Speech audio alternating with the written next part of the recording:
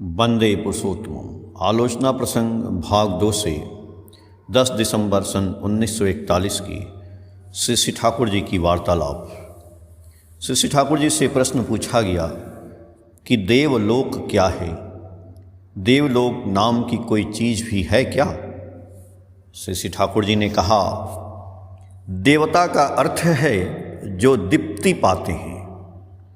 देवलोक मनुष्य के लाइफ जीवन का एक खास प्लेन स्तर है।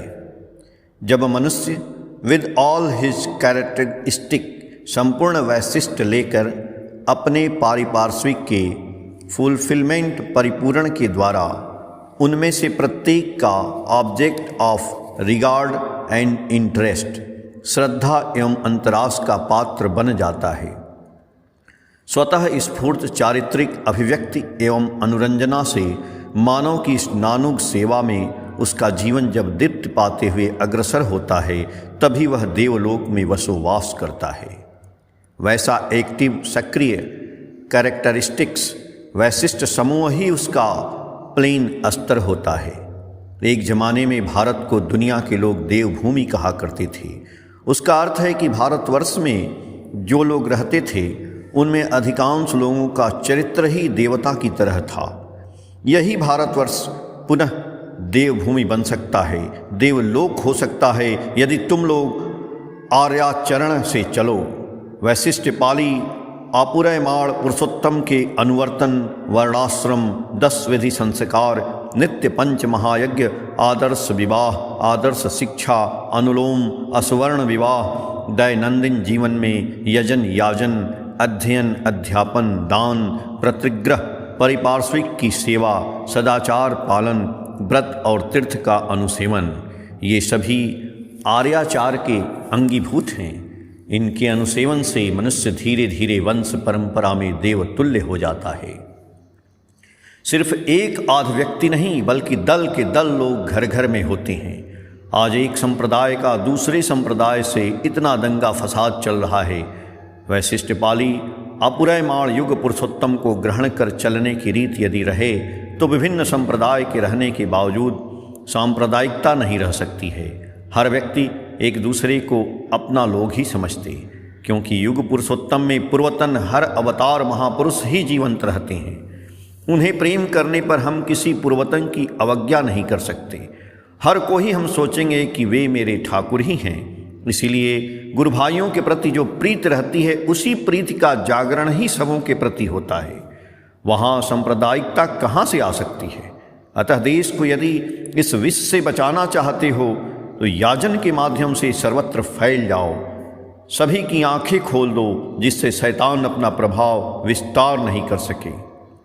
यदि अभी से ही कमर कसकर नहीं लग पड़ते तो भविष्य में संभाल नहीं पाओगे। अनैक्य एवं विभेद ही कायम होता रहेगा। बातें हो रही थी, इसी बीच एक नए भाई बाहर से आ रहे थे। वे मातृ मंदिर एवं माँ की कुटिया को पार भी नहीं कर सके थे कि श्री ठाकुर ने ऊंचे गले से उच्च वसित स्वर में बोले, क्या रे, कब आए? आओ आओ। वह भाई प्रथम ही आश्रम आए हैं। श्री ठाकुर के स्नेहसिक्त स्वर में प्राण निःसृत आह्वान सुनकर आनंद विभोर हो श्री ठाकुर को प्रणाम करने के बाद बोले, अभी आ रहा हूँ।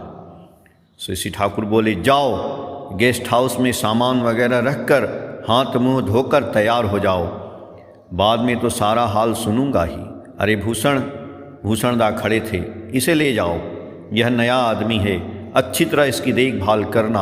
और देखो नए भाई से यहाँ कभी कभी चोरी भी हो जाती है, इसीलिए रुपए पैसे घड़ी कलम आदि अच्छी तरह सावधानी से संभाल कर रखना।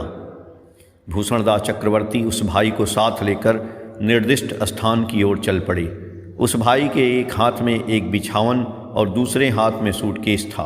दोनों ही हल्के थे, उन्हें ले जाने में कोई दिक्कत नहीं हो रही थी। फिर भी श्री भूषण ने कहा, तुम समझते नहीं, उसके एक सामान को अपने हाथ में ले लो। रात भर जग कर आया है ना, जाड़े में तकलीफ भी हुई है। इन लोगों के जाने के बाद गेस्ट हाउस अतिथिशाला की चोरी के विषय में पुनः चर्चा चली। श्री ठाकुर जी बोले, चोरी जो बंद नहीं हो पा रही है, यह तुम लोगों का ही दोष है। चोर तो चोरी करेगा ही, चोरी करना तो उसका पेशा है, किंतु गृहस्थ जागरूक क्यों नहीं रहेगा। चोरी बंद करने के लिए यदि हम जागरूक और सावधान नहीं रहें तो सारे मामले में इस प्रकार का शैथिल्य और लापरवाही हो सकती है जिसका कोई अंत नहीं। बहुत लोग बाहर के उत्पाद के विषय में कहा करते हैं, मैंने जानबूझकर यहाँ बंदर पोस रखा है।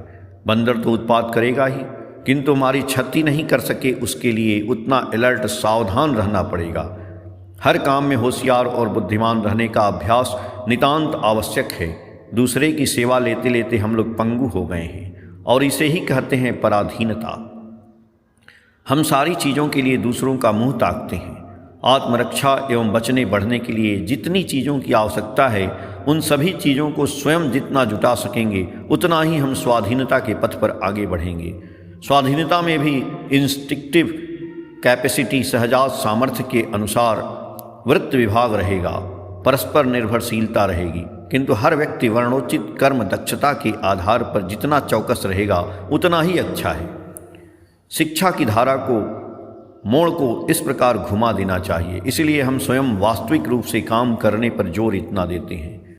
हाट बाजार, खेत खलिहान, घर द्वार, रास्ता घाट, नदी पोखरा, स्वास्थ्य, खाद्य, आमद खर्च, आमोद प्रमोद आदि कामों को हर तरह से अच्छे ढंग से बनाए रखने के लिए वास्तविक मामलों के साथ एक सक्रिय परिचिति की जरूरत है। शिक्षण व्यवस्था का यदि इनके साथ संसर्ग नहीं रहे तो वह न कार्यकारी होती है और न जीवन रक्षणी ही।